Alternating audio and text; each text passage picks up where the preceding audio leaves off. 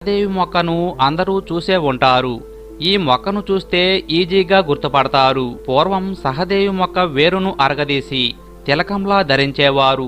ఎందుకంటే ఎదుటి వ్యక్తులు ఆకర్షితులు అవుతారని ఇలా ధరించేవారు. సహదేవి మొక్క వేరుకు అంతటి శక్తి ఉంటుంది.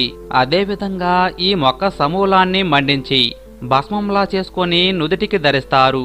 ఇది కూడా ఇతర వ్యక్తులను ఆకర్షించటానికే.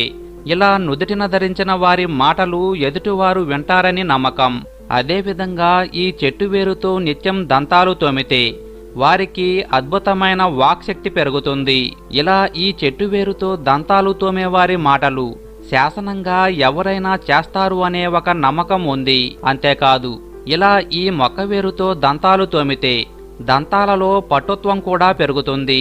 మన పూర్వీకులు వీటి ఆకులను ఆకుకూరగా వండుకొని ఆరోగ్యం కోసం ఔషధంగా తినేవారని తెలుస్తుంది.